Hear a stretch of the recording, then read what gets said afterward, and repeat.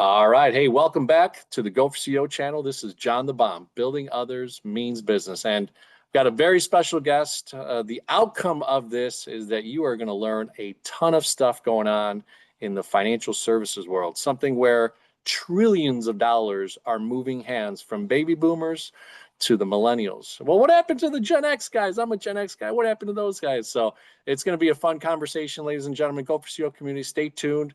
We've got a third generation financial services expert here. When James took over FSC Wealth Advisors in 2021, he completely redefined its approach to financial planning by focusing on aligning money with meaning. Under his leadership, the firm saw assets under management grow by impressive 200%, which is a direct reflection of his innovative strategies and ability to grow strong relationships. So, James, welcome to the GO4CEO channel. How are you?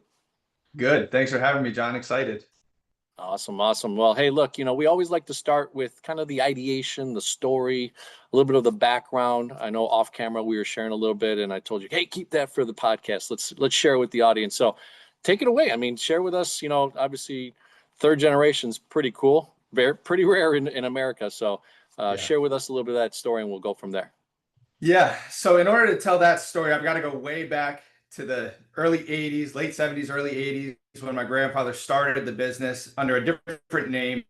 Uh, Mutual funds were just becoming available to public. None of them were getting help with where they should be investing, what funds they should be using through their 403(b)s. And so my grandfather saw this great opportunity. He was formerly a life insurance guy, started, selling mutual funds, and he was the consummate salesman. He'd show up, get you to invest your money, not talk to you again until, there was another opportunity to invest more money.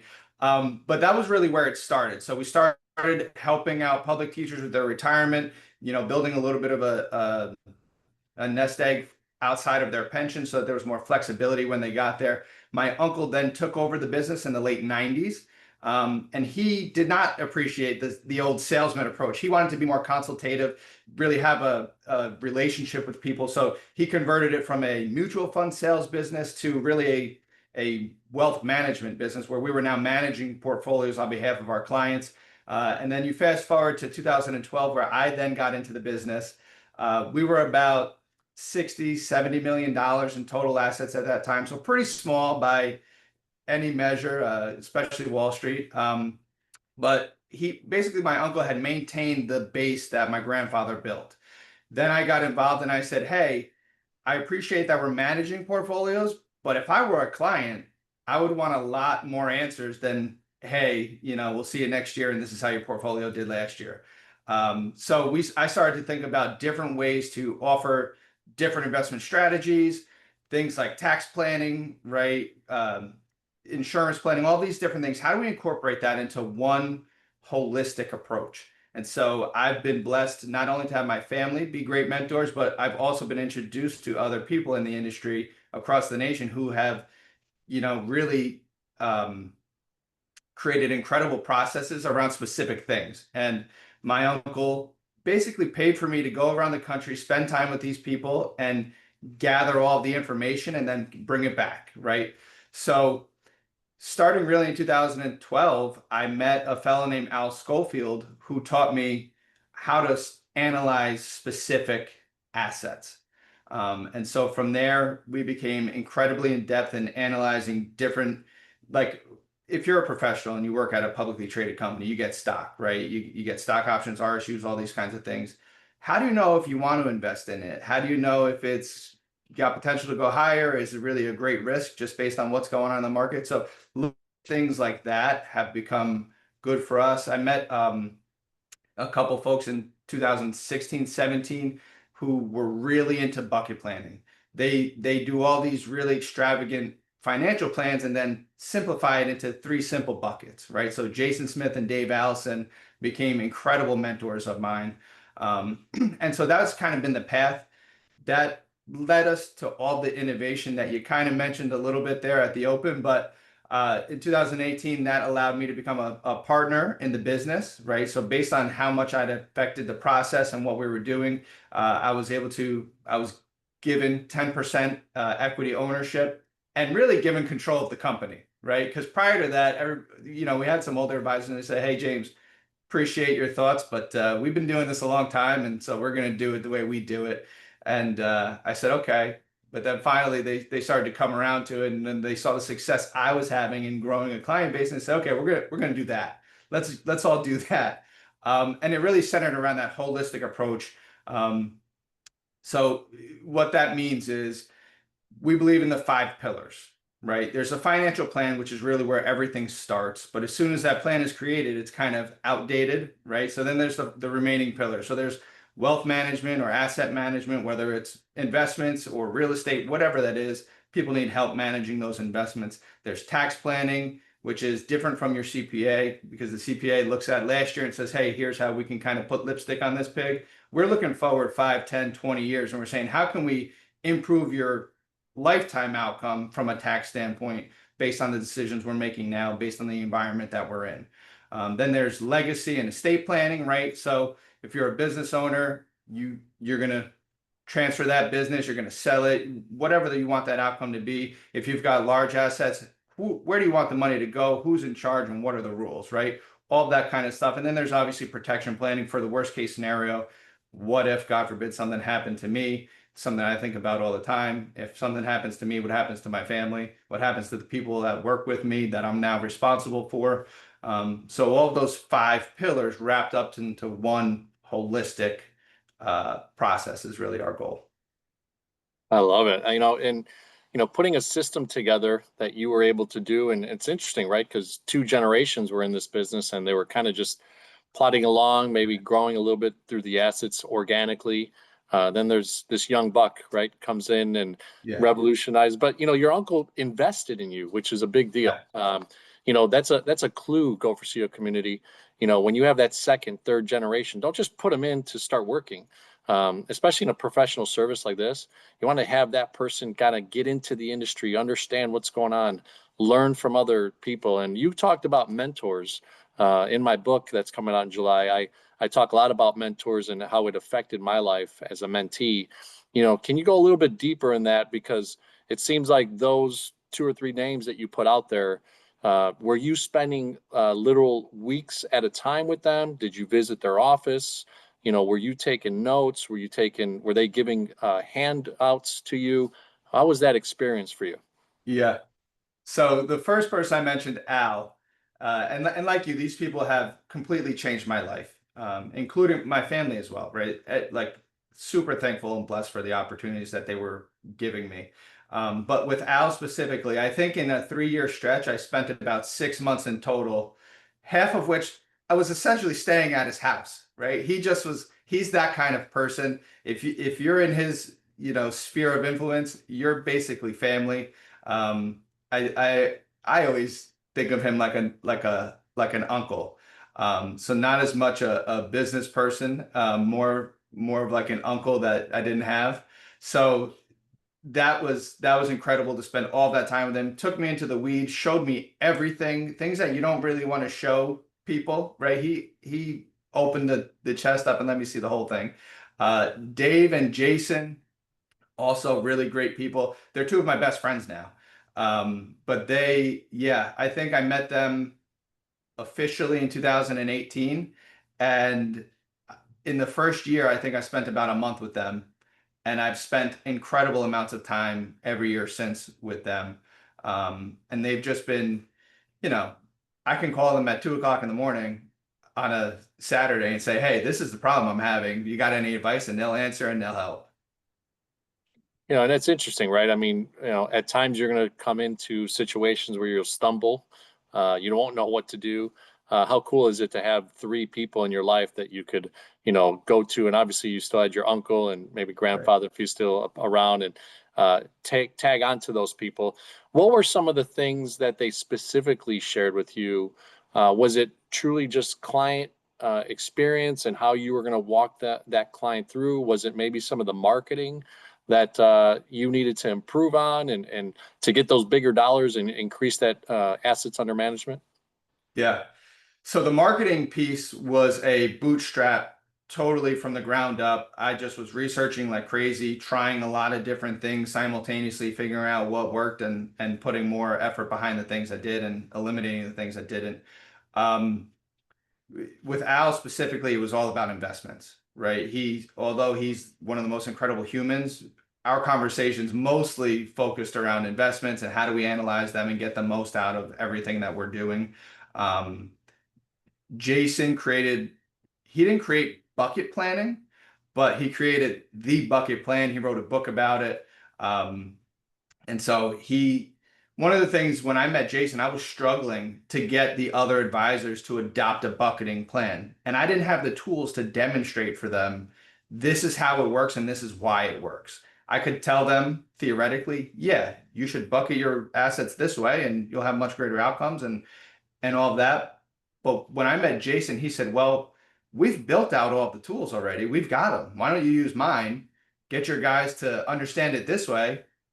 And then just, then you'll be fine. And that changed everything. Having the visuals to go along with the story totally changed that entire process. And Dave specifically taught me about taxes, right? How do we look at taxes through a lens of forward looking versus rear view looking, right? So he created a process which I've been a part of iterating and changing and updating as we've gone. But back in 2019 or 20-ish, he created a process we call the tax management journey, right? So it's a 7-step process. I could take you through it, but essentially it's how do we, for every single client, evaluate where they are. We have to make all of these decisions, right? This is a 7-step process, but we make it systematized so that every client is getting the right advice specific to them, but with that tax frame around it. You made me think of my old license days of tax now, tax later, tax never, right? Right. Type of situation. And those are cool things. And then unfortunately, there's no education in college, not to any depth, high school for darn sure. And our parents, unfortunately, if they didn't have a great firm like yourself, someone who cared, or if they didn't have the money, typically, wealth advisors don't talk to someone that has 50 grand, right? Right. Or 100 grand, which is significant to some people, Yeah. but not enough to engage a real wealth advisor that has the type of tools that you had and into your business. So, you mentioned part of your leadership was trying to transition into influencing. You were third generation. Obviously, some of the advisors that were on the firm and in the team were doing their own thing. There is a little bit of an independence from what I know of my days in that world. Let's talk through how you started to engage them, to influence them, to get to this bucket process and some of the challenges, right? Some of the things, I mean, you are family. They probably knew you were the heir apparent, but, what was that transition like to share with the audience? Yeah. So I don't think in the beginning of my career, it was obvious that I was the heir apparent. I think the first couple of years, they were looking at me like, I don't know if this guy's going to make it. um, but, essentially it started to catch on a few years later. And one of the things I have an advisor, Jeff. He's an incredible advisor, great guy. He's been doing this now, I think almost 40 years. But in the early stages, I would sit down with him and say, okay, I looked at these 5 clients. Here's some of the opportunities we have based on what you're doing, what I think would make a lot of sense. And by the way, we can help save them a lot of taxes. And so they're going to be ecstatic about that. It's going to be good for you. And I didn't ask for anything, right? I just said, hey, this is what I don't want to be compensated or anything. This is what I think you should do. And we talked through it. And then he interestingly, he said, hey, would you mind sitting in the meeting and kind of going through it with them? Absolutely. Be happy to do it. We did that with one client, and it actually turned out it was a $770,000 client for him. And this guy had $2.5 million elsewhere. But when we showed him this entire process, which we didn't know about the other assets, right? We showed him the holistic approach and how we thought we'd be able to share him save him a lot of taxes, all that stuff. He said, yeah, let's move all the money over and let's do that plan. And then that was the beginning of really getting the ball rolling with some of the other guys. Wow. So really implementing something that, can clearly show not only the advisor that was on your team, but the actual client. And then you found discoverable assets afterwards. That's pretty Yeah. cool stuff. So Yeah. keep on telling us. I mean, were there any times where, they were just fighting back? They weren't willing to, really change, or was that your approach is like, hey, internally educate, educate, educate. Here's what I brought here. My mentor said this, what was the continual approach until they all started to buy in? Yeah. So there's something called the Colby A index, which measures how we all approach things from a cognitive standpoint. And there's a factor in there that's called quick start. And it's on a scale of 1 to 10. I'm a 7, which means I hear a new idea, I'm implementing it tomorrow. But like my uncle, Jeff, these other guys were very low on that quick start. So like my uncle was a 2 specifically, and I knew he's a high fact finder, low quick start. So he wants all the information. It's probably never going to change anyway. So I said, I'm going to blitzkrieg these guys with as much information as I can to overwhelm them and then get them to say, okay, let's do that. And I remember coming back from a meeting. I partnered with a couple CPAs, and I came back from one of the meetings with the CPA, and the client said to me as I was leaving, I wish I met you 10 years ago, because I see how much I've built up this taxable, basically tax time bomb, right? And now we're unwinding it, but I could have avoided a lot of this stuff prior. And I just said something in passing, knowing that would, pique their interest. And I just was walking by my uncle. I said, yeah, I couldn't believe it. He said he wished he met me 10 years ago. Like, it was such a great meeting. And well, tell me, what'd you guys go through? And so I started showing him a little bit of the decision-making process and the analysis. And he said, oh, well, that's interesting. I got a client just, very similar to that one. You think, oh yeah, let's talk about it. And then, 2 days later, we've got a whole other plan for that. And then, they start to see it happen. They see the clients feel like, wow, I've never seen this or heard this before, and this is incredible. And everybody hates taxes, right? So that's an easy target.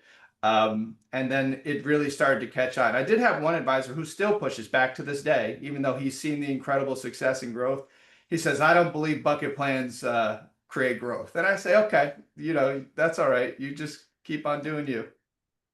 Yeah, I mean, you're not going to change everyone, but he's still valuable to the firm, and Yeah. obviously brings in his allotment of people and assets, right? So awesome. Well, were there any things that you acquired either through the mentorship or mentee relationship that talked about some systems? Obviously, throughout the years from the 80s and 70s to now, just different things. There's AI coming up pretty fast. Not sure if that's affected your firm at all at the moment, but are there any systems or softwares that you've been able to either internally develop to create some SaaS within the company, or have purchased that have created some efficiencies within your firm? Yeah. So, good question. Everything we do is process driven, right? It may not be in the beginning, but once we figure out this is how we want to do it, we then go through the process of creating a step-by-step checklist for everything. My meetings have agendas that are typically the same. We can customize them for every client, but the vast majority of it is the same. That's the first, what we call it, the discovery meeting, right? The first meeting, the detail meeting, the delivery meeting, the follow-up meeting, the relationship meetings, like that's all systematized. You follow the process. And even me, who helped create a lot of that process, I follow the checklist because even I'll forget things, right? There's a formula to how we send a follow-up email after our meeting. We call it a fact finder. These are all the things we talked about. Definitely let us know if we missed anything or if we misinterpreted anything. No matter what it is, it's all process and system driven. We iterate constantly. We're always going back and looking at them. And I talked about the bucket planning, right? I'm a part of the bucket planning committee at Jason's group. So now I go in every quarter and we say, hey, here's what's working, here's what's not working. Let's tweak the process. Let's update the process. And so everything has to be system driven. And you mentioned technology. We use so much technology, and we've got so many automations so that things don't get left behind. I think, what is it, Zapier, right? That's one of those softwares. I don't do that part of it. I hired somebody to do that, but she basically builds out automation so that we get a new lead, we get a phone call, we haven't seen somebody in 3 months, 6 months, whatever that number is. we have a process to get it back in front of us so that we don't have to think about it, because whatever you have to think about usually gets forgotten about, Yeah. in my opinion. Yeah. I mean, systems, right? Save yourself, uh, what is it? Save yourself time, energy, and money, right? So, give me one. Well, I'll tell you, yeah, definitely systems, help you grow much, much faster, and show you, right, that the efficiencies within that, even with your clients, to have those softwares or internally, keep you really up to date and showing you where the metrics are and stuff. So, in that same vein, marketing is a big deal. And I know that your industry is highly regulated. I always talk to advisors in my day-to-day job of commercial banking and say, like, hey, how come you can't be on LinkedIn with me to do this webinar or this and that? And, they're a little, I think there's a little bit probably hesitance because of that. But I would say that the neat thing is, how do you market? Is it purely word of mouth at this time? Obviously, third generation. Have you been using lead magnets online?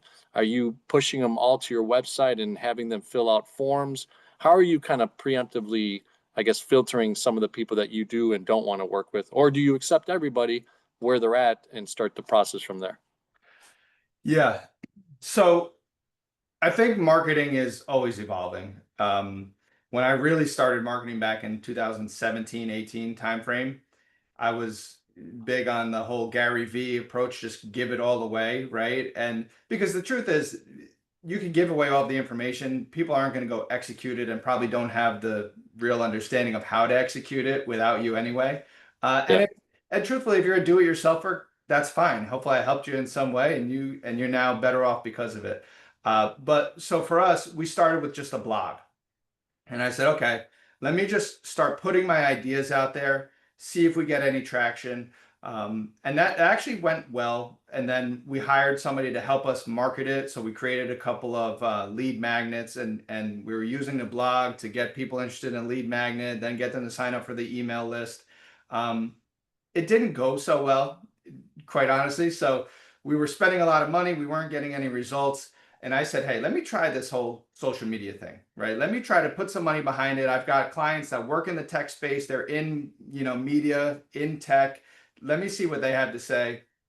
They helped me out a lot. And we were actually I was spending, I think, $5 a month and getting like 85 clicks and downloads on it. It was incredible, right? And then 2020 happened and everybody kind of went virtual, and it kind of changed everything. But yeah, so we do the blog. I still do the blog. I write a blog every single week, and it's truly about giving away the information. There are lead magnets. So I have three really core niches. There's the high net worth families that really just need tax planning and asset planning and all of that kind of stuff. There's the small business owners who are looking to sell within the next 5 years, who, I think we were talking off camera about, these folks have no idea what they should be doing. How do they make their business more valuable? And I think there's 75 million small business owners getting ready to retire in the next 10 years. And the sad story is most of them won't realize any value for their business, even though they've worked 30, 40 years to create it. And so we want to help those people if we can. And so like we have like a small business checklist, a scorecard. Are you ready to sell? Right? These kinds of things. So we write a whole article about it. Then we give you something to actually go back and figure out where you are on that scale. And then there's always executives. They have the super complex packages. How do we help them? What do? We have ebooks for them about taking your stock options and doing it in a holistic manner. How do we marry those two concepts, and really build, so the idea there is get the information out. And I'm on LinkedIn all the time. I've not done a LinkedIn Live, but that's essentially where I am most of the time. I don't do the other platforms. I just personally, I don't see the value for business. That's just me. But yeah, so I'm out there all the time. As long as you don't say anything crazy, I think you're okay. Keep it general. But yeah, so we've gone from writing blogs, lead magnets. We do webinars based around tax planning. And again, it's all just free information. You don't have to sign up for it. You don't have to pay for it. And it's just giving you the things that you should be thinking about. By the way, if you like what we have to say, sure, we're here to help. We do have minimums, obviously, because it is a business and we have to be profitable. But so those are our three niches. But for all the other people, I've spent years helping the next generation of families, right? Helping young people who called in and just needed a push in the right direction to get started. Maybe they didn't need a full-time wealth advisor, but they needed to know where do they start. And so that was really the genesis of what we call her wealth journey. So I'm a girl dad. I've got three daughters, and I look at the world, I sit across from women who are either divorced, widows, or were just never included in the conversation and never had the confidence to be a part of that conversation. And I say, well, I don't want that to be the case for my daughters, right? So how do I change that? And I've had a couple daughters of clients where we've built specific things individually for them. And we kind of looked at it and we were saying, well, we've got a semblance of a program here. We've got some tools that they can use, things that they can take away. How do we turn this into something real? And so last year we started that Her Wealth Journey.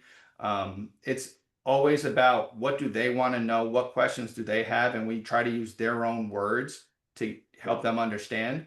But we're targeting 16 to 28-year-old women who are either just entering the workforce, just getting to that point where they really, want to know what's going on. But the goal is to start them out on the right foot. And this way they can be successful throughout their life with those foundational concepts. That's an interesting demographic. They're saying that women are definitely almost 2 to 3, or 2/3 are going more to college and getting education and just being more well prepared. They're diving into the great information that you're sharing. So yeah, as a girl dad of 3 myself, certainly exciting to hear that, because from 16 to 28, those are impactful lives or times, right? They're ending high school, getting into possibly college or starting their own business. Yeah. But in my commercial days, I see a bunch of women that have great businesses, but like you said, maybe not on their personal financial side, looking and planning and strategizing the right way, because they haven't been given that information, or they're seeking it out and don't know where to get it. So I love that stuff. So, in the Go4CEO community, we talk a lot about, leadership, assessing where you're at, aligning yourself with the right people. You took, those first few years of this business and put yourself in front of some great mentors. Obviously, your uncle was able to kind of facilitate that and help you. You came into the business, you had a strategy. It sounded like you knew some new concepts, some things that other people were doing with bigger AUM platforms, and showing that to your team. Now you stand here, it's 2025. What are some of the things that, I guess, for the next 3, 5, 10 years that you're envisioning that the firm can become and go to? Yeah. So 3 to 5 years. I mean, I've got big goals and big dreams, right? I want to be at least double what we are now 5 years from now. So we're approximately 300 million in assets. I want to be 600, maybe 750. But I want to have an army of young planners who understand the modern way to build financial plans and help clients in a more consultative way, as opposed to the old, salesman approach. And I have clients all over the country, but I would like to be a national firm, right? I want to help people all over the country. And it can't be just me, right? I don't know if you read the Dan Sullivan book, 10X is easier than 2X. By myself, I can run harder and faster than everyone and probably get to 2X. But if I build out a team of advisors, I can get to 10X, right? And we can help more people. And really the massive aspirational goal is to positively affect 1 billion people through money. So, Yeah, no, it's, oh. and look, there's Uncle G's been making 10X famous for about 10 years. So, Yeah, it's a force multiplier. I mean, if you're thinking that way, where you set that goal, worst case scenario, 10X is really 100, right? If you think about it, and then you move towards that, and all of a sudden, maybe you didn't hit 750, but you hit 675, right? And you were really close to that, or right. you went for the billion, but you actually landed at 750, right? So those are all great ways, and a lot of great books. Now that you mentioned a book, tell us, your top 3 to 5 books that you've really enjoyed in your life that have made an impact. Oof, I'll put you on okay. the spot there. Yeah. Number one book I think is Extreme Ownership. Okay. Jocko Willink Jocko. and Yeah. Leif Babin. That book about how Navy SEALs approach kind of everything, I think it filters throughout life. I don't think there's enough accountability in our world. And I'm the first person to say when there's a mistake, it was on me. I sat with a client last year, longtime client, and my assistant made a mistake and messed up this whole thing, which didn't hurt them, but it just was an annoyance. And they said, "What happened? Whose fault was it?" And I said, "Well, listen, it's my company. Ultimately, it's my fault, right?" So that's how I approach life. That's how I approach it with my family, with my business, with my friends. Always extreme ownership. There's been a lot of other books. There was a book called Switch that I read probably 10 or 15 years ago, How to Change When Change is Hard. And it's all about, you know, I can come in and say, this is the way to do things, and you're not doing any of this. Or I can look at you and say, well, here's the things you're doing well. If we maybe add this thing or add that thing, I can get you to get on board with that change and move in the right direction. And so I think that's been extremely impactful. And I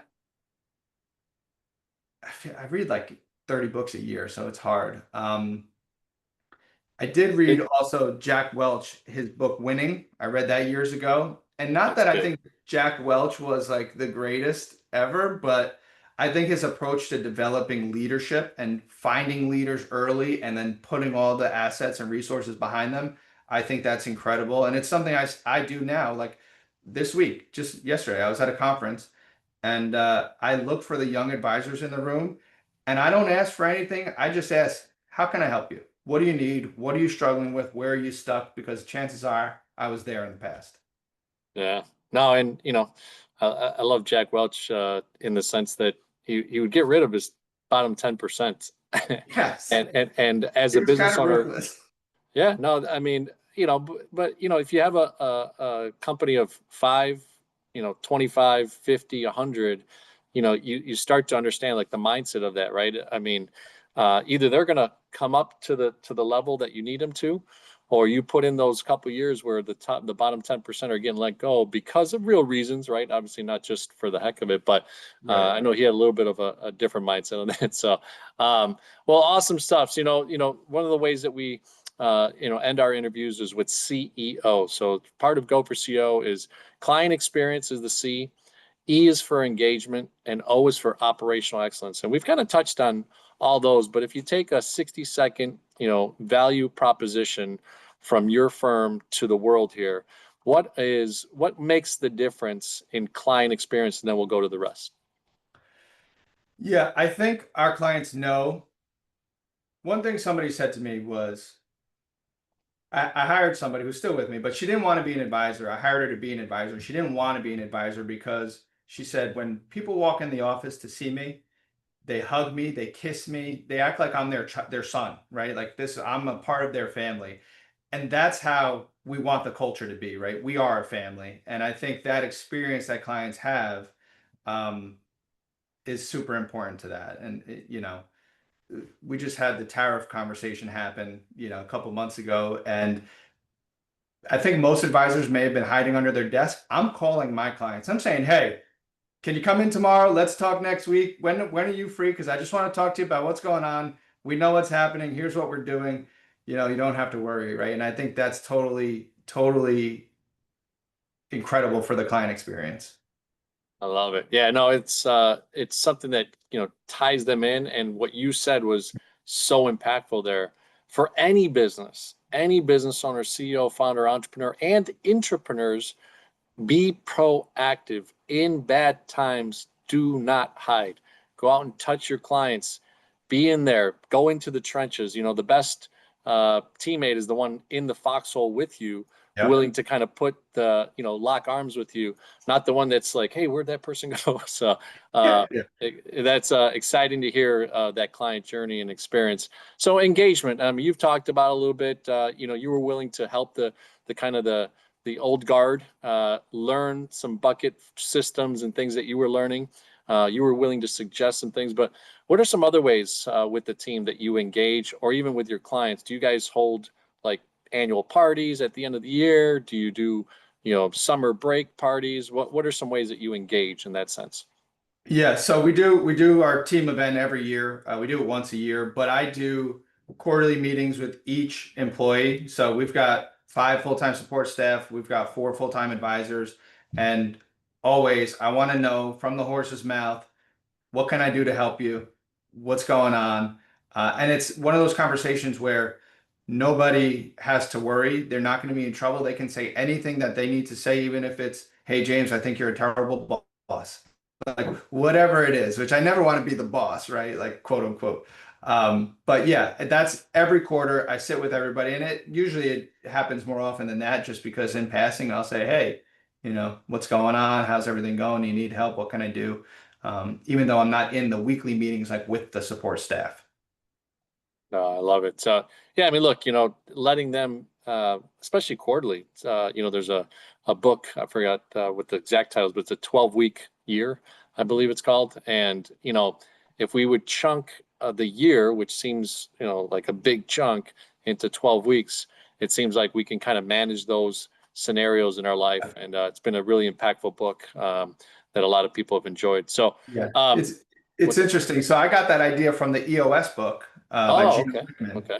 right? So Yeah. he said, "Hey, 15 minutes every quarter, usually turn into like 2 hour conversation Yeah. Yeah. because that's how life is." But yeah, it's the heartbeat of the business is not a year, it's not 5 years, it's weekly, monthly, quarterly, and then you reset after that. Undoubtedly, undoubtedly. So, all right, the last one is operations. I know you talked about Zapier and some of the other things. Is there anything else that you've really kind of maybe recently invested some money into? Are you guys looking at generative AI and ways that it can help you within, or are you hopefully not worried about it, right? So, but what are some ways that you're using technology?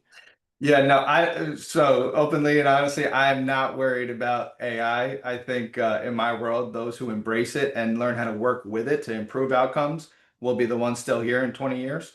Um, but we've spent a ton of money on our CRM, right? Our relationship manager, to make sure that nobody gets forgotten about, to make sure that everything we're supposed to be doing actually gets done, and take that human error element out of it as much as we can. So that's kind of where we're spending our money operationally outside of people, right? I think people make the business, obviously, but from a technological standpoint, trying to make that CRM as perfect as it can be.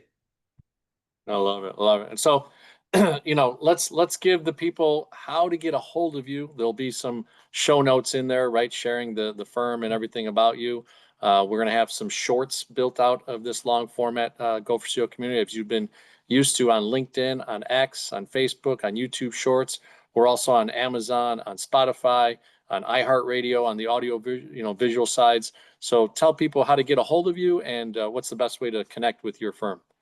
Yeah. So if you follow me on LinkedIn, you'll get the most up-to-date information. Connect with me. I love connecting with people.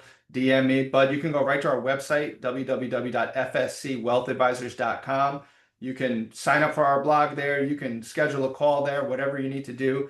Or you can always just email us, fscinfo@fscwealthadvisors.com. That's kind of a mouthful, but that's 3 real easy ways to get in touch with me specifically.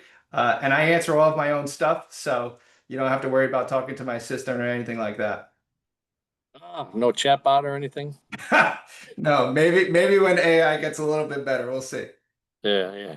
Awesome, awesome. Well, hey, thanks so much for coming on the Go for CEO channel. We look forward to having you on again in the future and sharing, some of the progress over the next 18, 24, 36 months. This is a journey that we're having. Ladies and gentlemen, subscribe to the channel. I always forget to do it at the beginning, but if you're not a part of the Go for CEO community, subscribe, follow James, and go to his LinkedIn, engage with the newsletters and the blogs and the things that he's willing to share with you. So a lot of great information out there. One thing that I would say to you is you attach to a guy like this and go deep with him, right? Don't attach yourself to 20 guys and then get confused and not know what to do and have no action.